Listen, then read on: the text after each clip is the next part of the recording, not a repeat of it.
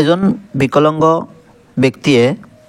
CM তিৰুপলে যেহেতু তেখেতে PWD candidate আছিলে তেখেতে নিযুক্তি নহয় তেখেতে সিলেকশন পাব লগা আছিলে কিন্তু তেখেতে সিলেকশন নাপালে। এতিয়া কথা হৈছে এজন বিকলাঙ্গ ব্যক্তিয়ে মুখ্যমন্ত্ৰী মহোদয়ক কি আহ্বান কৰিলে বা মুখ্যমন্ত্ৰী মহোদয়ক কি ৰিকুৱেষ্ট কৰিলে আপোনালোকে নিশ্চয় শুনা পাব। আপোনালোকে ভিডিঅ'টো সম্পূৰ্ণৰূপে চালে গম পাব, চাই থাকিব। প্ৰথম আৰ দ্বিতীয় পৰ্যায়েৰ আপনাৰ এই ইন্টাৰভিউত অবতীৰ্ণ হয়েছিল, কিন্তু অতিকৈ পৰিতাপৰ বিষয় এইটোই যে যোৱা 30 তাৰিখে অসমৰ মাননীয় মুখ্যমন্ত্ৰী শ্ৰীযুত হিমন্ত বিশ্ব শৰ্মাই আমাৰ এই দিব্যাংগৰ পৰা আৰম্ভ কৰি সাধাৰণ তথা অনুসূচিত জাতি জনজাতি সাধাৰণ শ্ৰেণীৰ আমাৰ প্ৰাৰ্থীসকলক এই প্ৰকৃত আপোনাৰ যোনটো আছিলে উদ্যমিতা আঁচনিৰ জৰিয়তে আমাৰ যি নিবনুৱাসকলক পূৰ্ণ সংস্থাপনৰ কাৰণে 2 লাখ টকাকৈ দিয়াৰ প্ৰতিশ্ৰুতি দিছিলে, তাতে এনেকুৱা কিছুমান আপোনাৰ এই আহুৱা সৃষ্টি কৰিছে মুখ্যমন্ত্ৰী নিজেই। যেহেতু সৰকাৰখন সবকা সাথ সবকা বিকাশৰ নামত এই সৰকাৰখন প্ৰতিষ্ঠিত হয়েছে, এই সৰকাৰখনে মাহিয়াইৰ চকুৰে কিছুমান মুষ্টিমেয় ব্যক্তিৰ হেঁচাত আৰু প্ৰলোভনত পৰি পেলাই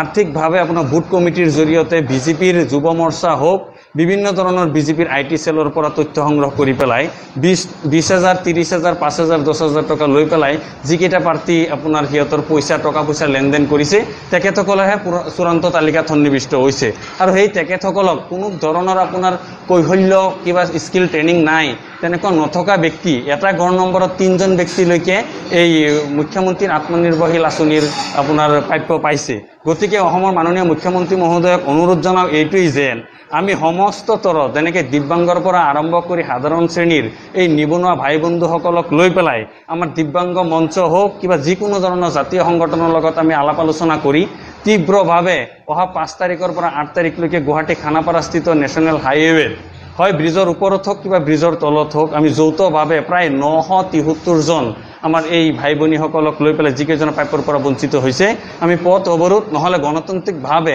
এই চৰকাৰখনৰ বিৰুদ্ধে আমি মাত মাতিম আৰু আন্দোলন কাৰ্যসূচী হাতত ল'ম। আমি এই বুলি আজি এখন আমাৰ প্ৰতিশ্ৰুতি আছিল। গতিকে আপোনালোকক আৰু এটা কথা অতিকৈ দুখেৰে জনাও যেন প্ৰতিটো পৰীক্ষাতেই আপোনাৰ ইণ্টাৰভিউ প্ৰথম আৰু দ্বিতীয় পৰ্যায়ৰ ইণ্টাৰভিউখন এনেকুৱাকৈ সুন্দৰকৈ পাতিছে, আমাৰ এনেকুৱা লাগিছে ইণ্টাৰভিউৰ সময়তে যেন আমাৰ কোনো ধৰণৰ অসুবিধা নাই। তাতে কিছুমান হাংগু পাংগু বিজেপিৰ হোক কিবা শাসনাধিষ্ঠিত চৰকাৰৰ কিছুমান